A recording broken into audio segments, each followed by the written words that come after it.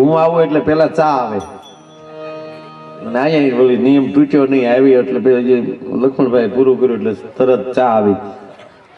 મને ગમે સેવા કરતા ગમે, આપણે કઈ વાંધો નહીં, પણ મારો વારો ના આવે ને એટલે મને એમ લાગે છે ઓલી કીટલી લઈને આવતા ને ચા ની, એટલે મને એમ લાગે કે રાણોજી હાલે આવે, હું જાણે મીરાબાઈ આવે મારા વારામાં જે આવે. પણ પીવી જોઈએ ને, ચા પીવાય, કારણ કે પ્રોગ્રામ તો કાલે થાય ભાઈ. ચા ના હું ભરોસા, ક્યારે ડોક્ટર એમ કે ગળું ખાતા નહીં, એટલે જ્યાં સુધી લહેર હોય ત્યાં સુધી ઝપટ કરી લેવાય. પણ કાર્યક્રમની શરૂઆત કરતા પહેલા, મારા શબ્દોની શરૂઆત કરતા પહેલા ઉપસ્થિત દરેક આયોજક મિત્રો, એમના આમંત્રણને માન આપીને પધારેલા દરેક વડીલો, મારા યુવાન દોસ્તો, મારી માતાઓ, બહેનો અને બાળકો, આ બધાને વંદન કરી અને એક વીરવર પુરુષના સાનિધ્યમાં હું અહીંયા આવ્યો ત્યારે મનભાઈ મળ્યા ને વાત કરી. મહાપુરુષોના પરચા કે એના કાર્યો એ આપણી જીભથી ન વર્ણવાય. એ જેને અનુભવ થયો હોય એને ખબર હોય કે આ પુરુષ શું છે. એ તો જેને અનુભવ થયો હોય એ જાણી શકે અને એ એના કઈક વાત કરી શકે. આપણે ખાલી એને હું ત્યાં જઈને ખાલી દર્શન કર્યા છે, એના શરણે આવ્યા છીએ અને એના દર્શન કર્યા છે. ભારત વર્ષમાં જેટલા મહાપુરુષો થયા છે ભાઈ, એ બીજા માટે જે લડ્યા છે અને જગત કલ્યાણ માટેના, દેશની સંસ્કૃતિ માટે જેણે પોતાના સમર્પણ આપ્યા છે ને, એના જ મંદિર થયા છે. પોતા હાટું જે કર્યું ને એને પ્રજા યાદ નથી કરતી. સાંભળી લેજો, જે પોતા માટે જે કાર્ય કરતો હોય ભાઈ, એ તો પશુ પ્રવૃત્તિ છે. કોઈ દેવું બન્યું ફલાણાભાઈ નો પાડો બહુ ડાયો, એકલો ધણહેરમાં ચરી આવે ને ભેહું હાટું ભારા લેતો આવે, બન્યું કોઈ દી? પાડા કોઈ ભારા લાવે? એ એકલા બેઠા બેઠા ખાય. અમુક બહુ લોકો આજે હું આમ જોઉં ને, તમારા બાળકો પણ જે પૈસાની જે ઘોર કરે છે એ ખરેખર સંસ્કાર છે આપણા પાયાના. નહીં તો રૂપિયો નાખવો એ નાની માના ખેલ નથી. અરે ઘણા નાકમાલી ગુંગુ કાઢે, એ સસવાળ્યા વગર નાખી નો કે રૂપિયો ખા આપે. બહુ અઘરું છે, આ બધું બહુ અઘરું છે યાર. આ બધાને ઓળખવા પણ અઘરા છે, અને એમાં માણસને ઓળખવો હોય તો અતિ અઘરો છે. માણસ તત્વ જ એવું છે ભાઈ, બરોબર એની વાડીએ સૂતેલો અને ટગલી ડાળે કાગડો બેઠો બેઠો કોં કરે, અને આ માણસ ઉભો થયો ભાઈ, બરોબર બપોરનો મધ્યાહન જામેલો, અને સાઈડે માણસ સૂતો હતો ને ડાળ ઉપર બેઠો બેઠો કાગડો કોં કરતો હતો, અને આનો મગજિયો ઉભો થઈને કાગડાને બીડો ખકલાવા. બોલો કે હમણાં મારા ઝૂંપડામાં જાવ, ઝૂંપડામાં કુવાડો લાવું, કુવાડે ઝાડ કાપવું, ઝાડ હેઠું પડે, અને એની હારે તું હેઠો પડે ને પછી 3 લાકડી નો મારું ને મારું નામ માણા નહીં. કાગડો કે દીકરા તું કુવાડો લાવ, ઝાડ કાપ, ઝાડ નીચે પડે, બંદા ઉડી નો વયા જાય. આ વેમમાં કાગડો બેઠો છે. બોલો, પણ એને ખબર નહોતી હામાં માણા છે. યો ઝૂંપડામાં કુવાડી નો લીધી, બંદૂક લીધી. બોલો, અને કાગડાને ભડાકે દીધો. ત્યારે કાગડો પડતો બોલતો ગયો, જગતમાં બધા ઉપર ભરોસા કરવા પણ માણસની જાત ઉપર ભરોસા ન કરવા ભાઈ. કારણ કે બોલે કાંઈ ને કરે કાંઈ, પણ બોલવું એ જ કરવું એ મહાપુરુષ છે ભાઈ. માણસ તો છે જ, પણ જે બોલે છે એવું જ પાળવું છે, અને બોલે છે એવું જ જીવે છે, એનું જ નામ મહાપુરુષ છે. બાકી બોલાય એવું જીવાતું નથી. અને આમ જેના મંદિરે ભેગા થયા છે એ બોલ્યા એવું જીવ્યા નથી, જીવીને દેખાડ્યું છે. જગતને દાખલા બેહાડ્યા છે. ગાયું માટે કેમ મરાય, ગાયુંનું જતન કેમ કરાય. તમે 50 ગાયું પાળી શકો, 50 ગાયોની માટે તમે લીલો ચારો લાવી શકો, પણ 50 ગાયો માટે નહીં, એમાં એક ગાય માટે માથું દેવું પડે ને, બહુ અઘરી વાત છે. ને આ માથા દઈને બેઠા છે ને, ત્યારે એને મંદિરમાં આપણે પૂજીએ છીએ. ગામમાં ઢોલ ન વાગે છે. કોઈ સંપત્તિવાળનો દીકરો પડતો હોય તો એના નામમાં એ ઢોલ ન વાગે, એટલી અદપ રાખે છે ગામ. અને એલએનટી વાળા ભાઈ વાત કરતા હતા, બહારના માણસો આવેલા, એમાં તો દરેક અમુક કોમથી ગામમાં નથી ગણાતું સાહેબ, અમુક સમાજથી ગામમાં નથી ગણાતું. અને એમાં જે એલએનટી ના માણસો જે આવેલા, અને જયારે નોનવેજ કોઈ ખાય ને સુતેલા, એમાં રાતે ગોફણિયા પાણાના ઘા આવે છે, અને હવાર પડે ને જો પોતાના લબાસા હકેલી નીકળી જવું પડતું હોય સાહેબ તો દાડમાં દાદાને પૂજ્યો ન કહેવાય ને મારા બાપ. એવું જે કાર્ય જે છે હે એ જીધડ ધીંગાણે જેના એ માથા મહાણે એવો પાળીઓ થઈને રે પૂજાવું રે ઘડવૈયા મારે ઠાકોરજી નથી થાવું ઘડવૈયા મારે ઠાકોરજી નથી થાવું.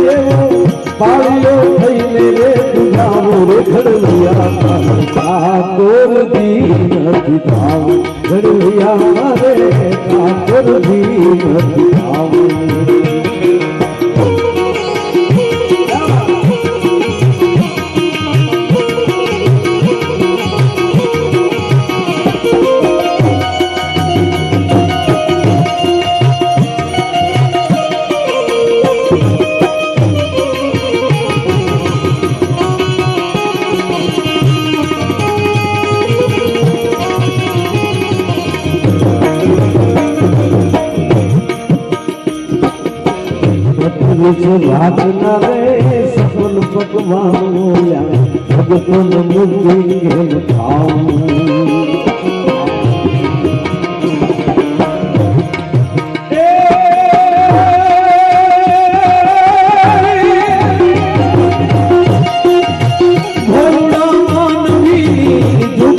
જઈને હવે સાસને રોટલો ખાવું રે ઘડવૈયા ઠાકોરજી નથી ખાવું ઘડવૈયા મારે ઠાકોરજી નથી ખાવું.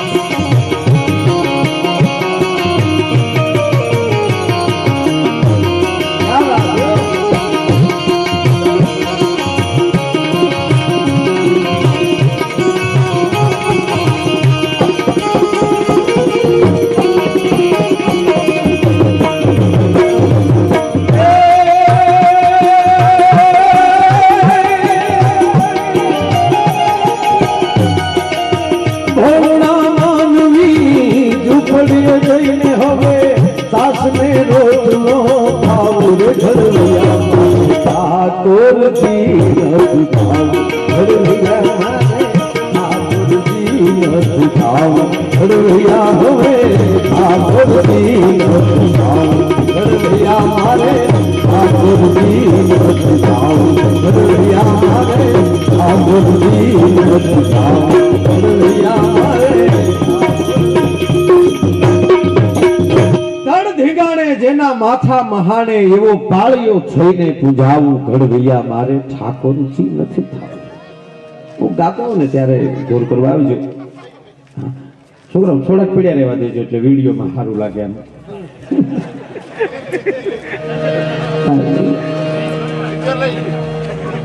સરસ સરસ. કવિ દાદની આ કવિતા છે. ભારત વર્ષનો યુવાન હાથમાં શમશેર લઈ લે તો એક એમ કહેવાય ઝાટકે દહના માથા હેઠા નાખી દે. અને એનો યુવાન એમ કહે છે કે હું હાથમાં માળાનો બેરખો લઈ લઉં તો અખિલ બ્રહ્માંડના માલિકને ધરતી પર આવવા માટે મજબૂર કરી દઉં. પણ એ સમય એવો હતો કે આ દેશનો યુવાન એમ કહેતો હતો કે મારે ઠાકોર નથી થવું, મારે પરમાત્મા નથી થવું, ધર્મ માટે લડી અને મારું માથું આપીને ભલે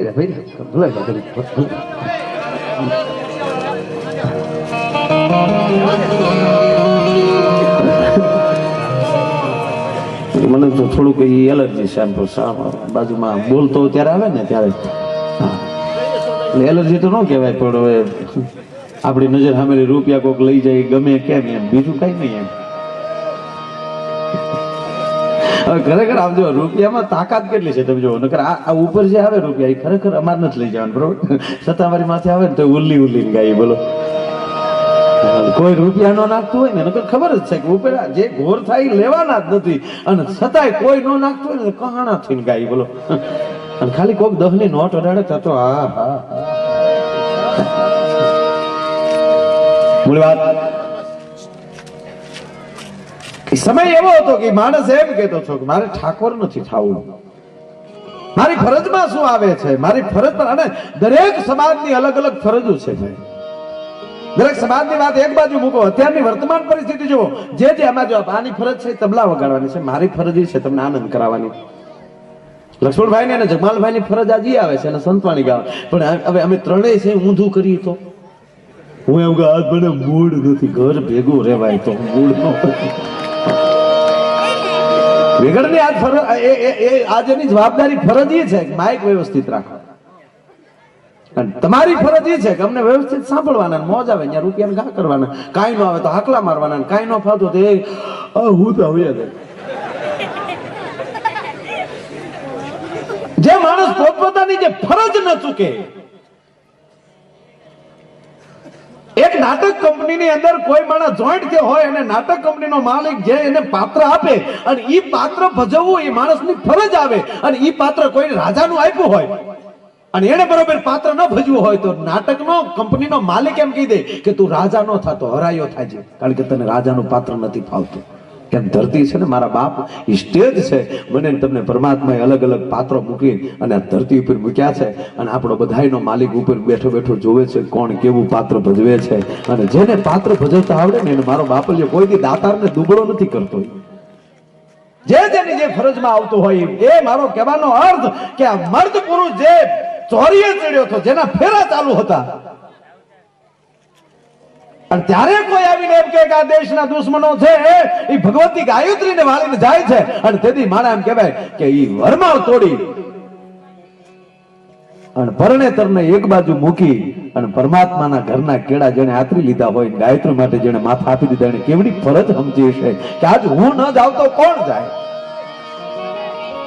મગર આપણે એમ કે ભાઈ ગામમાં આપણે કઈક બન્યું હોય ને તો શું કે ભાઈ એ તો હવે વડીલો જાહે, આપણે માવા સોળો બેઠા બેઠા માવા ખાતા હોય.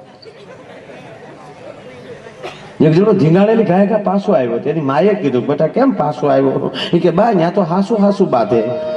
તો તું ક્યાં ફિલ્મ નું શૂટિંગ જોવા ગયો છો, તારા બાપ ખોટું ગડદા મારે? ત્યાં ફિલ્મ ના શૂટિંગમાં એવું જ હોય. રામાનંદ સાગરે જે ફિલ્મ જે રામાયણ સિરિયલ બનાવી એ શૂટિંગ હાલતું ત્યારે હું મુંબઈ ને હું શૂટિંગ જોવા જતો અરવિંદભાઈ સાથે. એ શૂટિંગ તમે જુઓ તો તમે ટીવીમાં પછી કોઈ ફિલ્મ જોઈ ન શકો, કારણ કે ત્યાં તો હાવ ગપગોળ હાલતા. રામ રાવણનું યુદ્ધનું શૂટિંગ મેં જોયું, એ હામાં લડતા હોય તો કે હાસુ ન બાંધતા, એ અંદર વાતો કરતા. તમે કેટલા ભાઈઓ છો? તમે 4 ભાઈ. એમ કે 4 ભાઈ આમાં હતા, 4 ભાઈ, 2 વાનરા છે, 2 રાક્ષસ છે. તમારે શું પગાર છે? કે રોજના 200 રૂપિયા નક્કી કર્યા, મોટે રસોડે જમવાનું છે, ગાંઠ લાવશે ફુવાની આપણે પડી જવાનું. એમ કે હા ગુજરાતમાં ગુજરાતમાં લઈ આવ્યા, થોડાક વાંદરા ઘીટા થતા ગોવિંદભાઈ પટેલે મોકલ્યા. એમ સરસ તારી પાસે કઈ માણેકચંદ પડી તા? મારી પાસે નથી પડતા. તો હું થોડે આવું ગપ દી માર દે પડી ગયો. એને વાસ્તવિક તો એ હોય છે. એમ માણસની વાસ્તવિકતા જોઈ હોય તો અંધારામાં જોવાય સાહેબ. દિવસે ને અજવાળે તો મારે તમારે બધાને રૂડા રૂપાળાથી નાટું મારવું પડે, પણ એ માણસની વાસ્તવિકતા પડદાની પાછળ જે છે અને એ જે તમે જોઈ લો એની વાસ્તવિકતા, તો એ જેવો હશે એવો અંધારામાં દેખાય છે. કોથળી પીતો હશે તો કોથળી વાળો દેખાય દિયાચમાં ભેગો. પણ હું તો એ કહું છું ભાઈ કે આવા મહાપુરુષોની તમે તિથિ ઉજવો છો ને એના મેળા કરો છો એના નામના, તો સાચું કાર્ય તો એ છે કે એના મેળા ને એના દર્શન કર્યા પછી મારા તમારા જીવનમાં કઈ ફેરફાર ન થઈ શકે તો આ મેળા કરવાની જરૂર નથી. વાસ્તવિક કઈક ફેરફાર માણામાં થવો જોઈએ.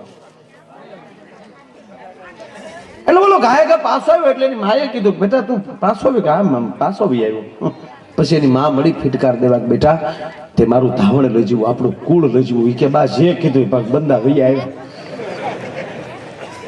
માં જે ફિટકાર આપે છે અને ઈ દીકરાઓ માં રોટલા કરતી હતી, ફિટકાર દેતી જતી હતી. દીકરા એ ખબર વગરનો હાંચી છે, હાંચીનો દાંડલો ચૂલા મૂકી દીધો.